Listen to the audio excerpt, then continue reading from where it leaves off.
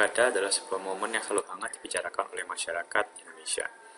Pada tahun 2016, Pilkada DKI menjadi sorotan seluruh masyarakat di Indonesia dikarenakan sosok tokoh-tokoh yang maju mendaftarkan diri menjadi calon gubernur DKI menarik perhatian banyak masyarakat, baik dari sisi hasil kerja hingga popularitas.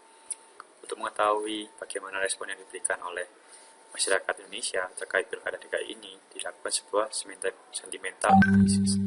Sentimental analisis digunakan bertujuan untuk mengklasifikasikan popularitas dari komentar berupa teks dalam kalimat atau pendapat. Polaritas pada topik ini dibagi menjadi dua respon, yaitu respon positif dan respon negatif. Tujuan penelitian ini adalah mengetahui respon masyarakat Indonesia mengenai Pilkada DKI dengan mengamati komentar dan kritik yang dilontarkan melalui media sosial atau Twitter. Metodologi yang digunakan untuk penelitian ini adalah studi literatur, teknik pengumpulan, pengolahan data, dan pengujian data. Studi literatur adalah cara yang dipakai untuk menghimpun data dan sumber yang berhubungan dengan topik yang diangkat dalam sebuah penelitian. Bisa didapatkan dari berbagai sumber seperti jurnal, dokumentasi, internet, dan pustaka. Referensi utama yang diperlukan adalah crawling data, preprocessing, SMO atau Sequential Minimal Optimization, Knife Bayes, dan G48. Sedangkan teknik pengumpulan data yang digunakan adalah dengan cara crawling. Crawling menggunakan API yang sudah disediakan oleh Twitter. Program yang kita gunakan menggunakan bahasa pemrograman Python dan Anaconda sebagai compilernya. Data yang dihasilkan oleh program ini berupa JSON. JSON yang kita dapat, kita olah lagi untuk mendapatkan data-data yang kita perlukan saja, karena tidak semua data pada JSON yang diberikan tadi digunakan lalu dibentuk menjadi CSV dengan bantuan JavaScript. Berikut ini adalah gambar proses pengambilan data. Pada bagian atas adalah database Twitter. Pada baris kedua yang di tengah itu merupakan bagian aplikasi yang dibangun menggunakan Python. Dan pada baris paling bawah adalah proses pengubahan JSON menjadi data komentar dengan format ARFF.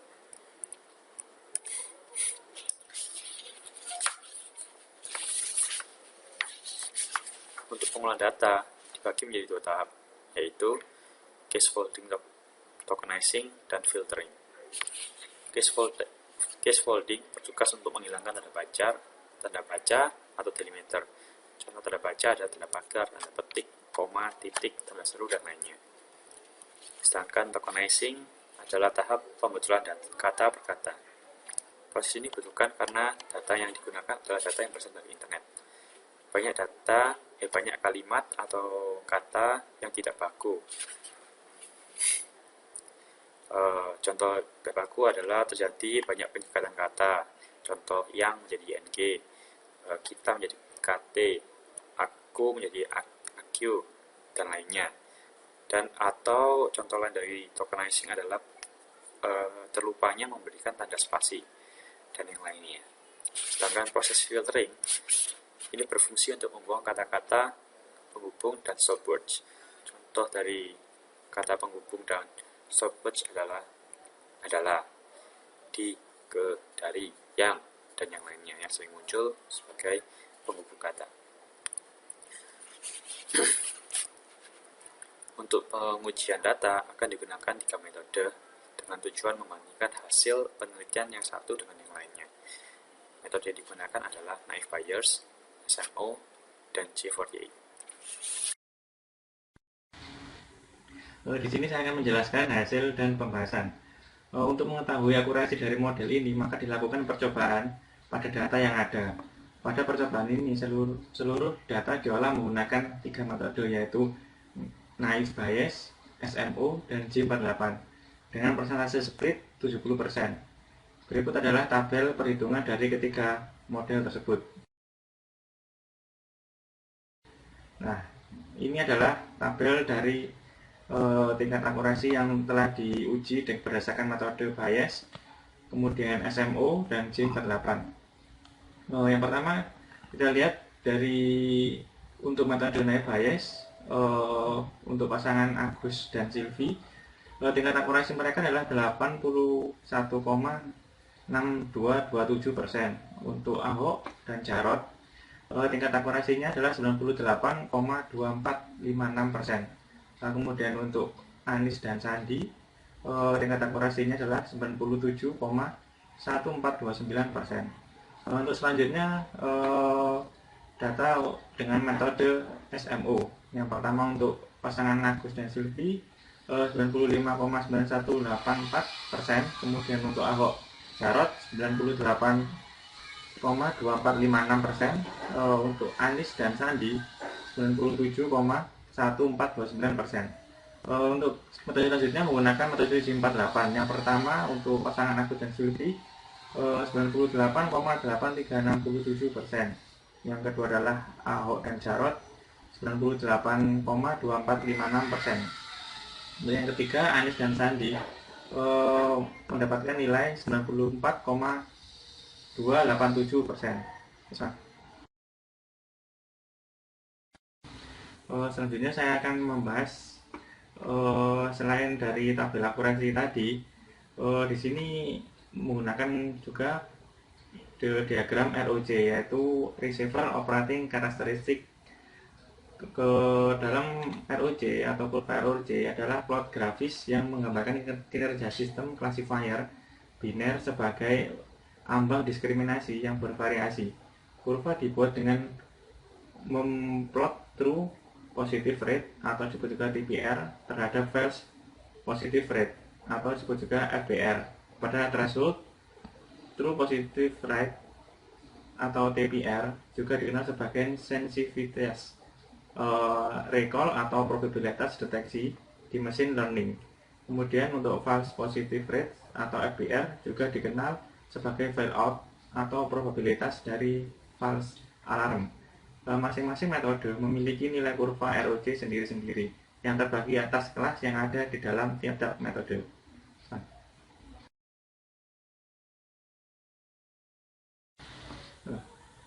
Untuk setelah menjelaskan tentang apa itu ROC, di sini saya akan menjelaskan tentang grafik ROC dari pasangan masing-masing calon gubernur. Untuk yang pertama untuk ROC pasangan Ahok Silvi, di sini kita lihat untuk ROC native bias untuk komentar positif sebesar 0,9378 dan untuk komentar negatif 0,9545. Kemudian hitung ROC dengan metode J48, untuk komentar positif 0,8828 dan negatif 0,8828. Kalau kita lihat grafiknya semakin meningkat. Kemudian untuk metode SNO untuk komentar positif adalah 0,9414. Kemudian untuk yang lain, untuk negatifnya adalah 0,9414.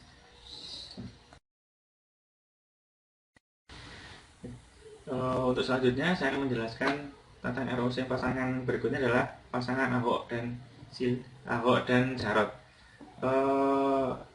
Pasangan ini ROC ini adalah untuk dengan metode native bias. Untuk komentar positifnya adalah menunjukkan angka 1. Jadi ini adalah angka tertinggi dari ROC. Kemudian untuk negatif sama, menunjukkan angka 1. Kemudian untuk metode J48, untuk komentar positif menunjukkan angka 0,9772, agak menurun sedikit dari yang tadi. Kemudian untuk negatif 0,9772, sama dengan positif. Kemudian untuk metode J48,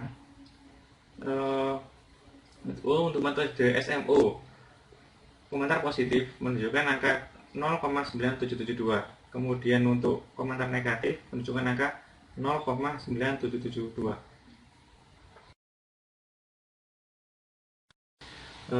Kemudian saya akan menjelaskan grafik dari ROC untuk pasangan calon gubernur berikutnya. Berikutnya adalah untuk pasangan Anies dan Sandi. Dalam ROC ini Dijelaskan pada metode native bias, mereka untuk komentar positifnya adalah nilainya 1 sama dengan Ahok tadi. Kemudian untuk negatifnya menunjukkan juga angka 1. Jadi ini adalah termasuk angka yang besar. Kemudian untuk dengan metode J48 didapatkan nilai komentar positif adalah 0,95, sangat tinggi dari yang sebelum-sebelumnya. Kemudian untuk komentar negatifnya sama 0,95. Kemudian untuk metode SMO mereka mendapatkan komentar positif sebesar 0,95. Kemudian untuk komentar negatif 0,975. Jadi ada peningkatan antara komentar positif dan komentar negatif. Bisa. Halo, perkenalkan, nama saya Oni Prabowo dengan NIM akhir 324. Nah, kali ini saya akan membawakan presentasi lanjutan dari tim kami dengan judul paper Respon Masyarakat di Indonesia mengenai Pilkada DKI 2016. Sebelumnya latar belakang kami mengambil judul ini, yaitu kita ingin yang sedang lagi fresh, up to date. Ini Pilkada DKI ini yang paling banyak menyedot perhatian di Indonesia, saya rasa seperti itu. Nah, kita sebelumnya sudah tahu Pilkada DKI ini diisi 3 pasangan, yaitu Agus dan Silvi, Ahok dan Jarot, selanjutnya yang terakhir Anies dan Sandi. Sebut saja mereka adalah calon gubernur. Jangan sebut saja Bunga, nggak boleh seperti itu ya. Nah, selanjutnya guyonan tadi ya. Gini, pemilihan gubernur sangat erat kaitannya dengan tim sukses dan tim fanatik. Masing-masing pasangan punya tim sukses dan tim fanatik. Nah, seperti yang kita ketahui, banyak cara yang dilakukan oleh tim sukses mereka untuk mengkampanyekan supaya pasangan ini menang gitu. Masing-masing punya. Nah, yang kita soroti di sini adalah media sosial yang dijadikan salah satu alat kampanye. Nah, di sini kami mengambil media sosial yang kita jadikan dummy datanya itu adalah Twitter. Nah, metodologi penelitian yang kami gunakan adalah studi literatur, teknik pengumpulan data, pengolahan data, dan pengujian data. Di studi literatur, referensi yang kami perlukan adalah crawling data, pre-processing, sequential minimal optimization SMO, naive Bayes, dan G48, bukan GKT48 tentunya. Nah, selanjutnya crawling data. Kalau kita tahu, kalau misalnya yang belum tahu, crawling data adalah proses pencarian data ya, tekniknya untuk mengambil data di web gitu loh. Jadi kita kata lainnya ya untuk web crawling adalah web spider, web robot, crawl atau automatic indexer gitu.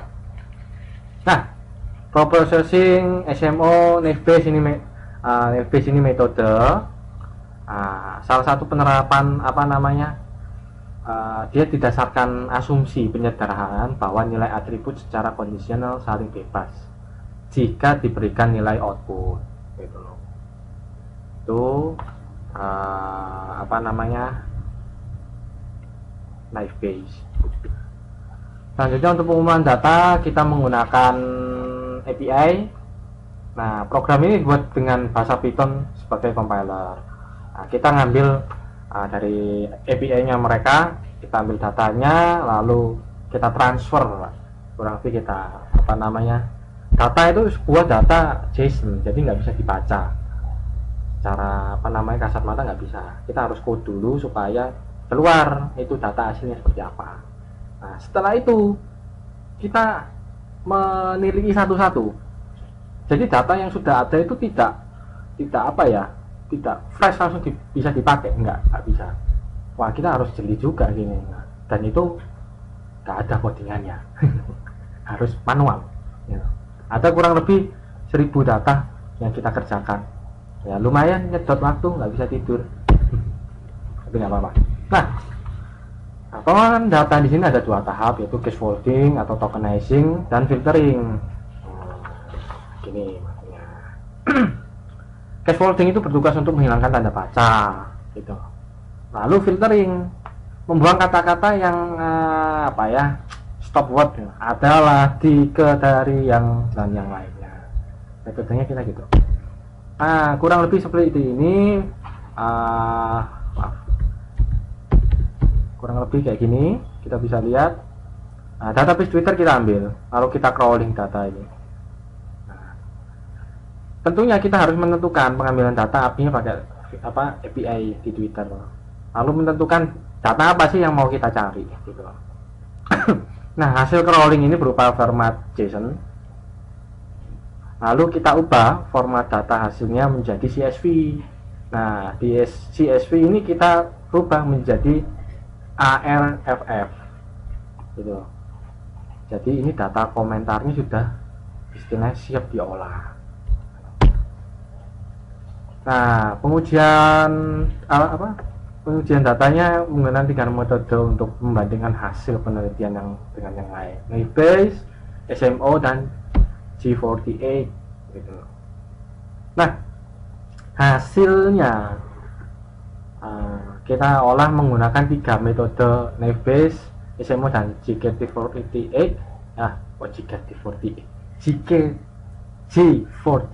Nah, seperti itu ya. Nah, dengan persentase split sebesar 70%. Berikut.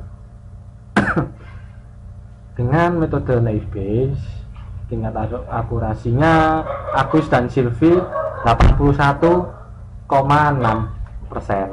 Nah, kalau Ahok dan Jarot 98%, Anies dan Sandi 97%. Sedangkan kalau menggunakan metode SMO, persentasenya berubah menjadi 95 untuk Agus, 98 untuk Ahok, Anies 97. Sedangkan untuk metode G48 91 untuk Agus, Ahok 98, dan Anies 94. Yang berubah signifikan di sini kita bisa lihat adalah Agus dan Silvi ini. 81, 95, 91 dia. Nah, kalau Ahok relatif baik. Ini Ahok ini konstan dia. 98, 24, 56. Nah, sedangkan untuk Anies dan Sandi untuk akurasinya untuk Naive Bayes 97, SMO nya 97, sama ya. Tapi di G48 nya yang beda. Nah, kita lihat ROC nya. Nah, dari grafik harus dijelaskan untuk komentar yang ditujukan. Nah, ini tadi ada angka-angkanya ini 0,9378, 0,9545 gitu. Metode G48 0,88, negatifnya 0,882. Ini untuk pasangan Agus dan Silvi. Nah, untuk ini Ahok dan Jarot ya, bukan Ahok dan Silvi. Nah, ini beda ya dengan grafiknya ROC-nya Agus Silvi. Positifnya dia 97, negatifnya 97. SMA positifnya 97 dan 97 juga. Nah, Anies sendiri positifnya 0,95, negatifnya 0,95. Kalau pakai SMO dia positif 95 dan 97,5 untuk negatifnya. Kesimpulan yang dari studi yang kami lakukan, dalam pengolahan untuk tingkat akurasi data didapatkan 3 akurasi tertinggi untuk ketiga metode tersebut. Nah, Ahok mempunyai nilai yang tertinggi 98,24%, bahkan tidak berubah meskipun dengan beberapa metode.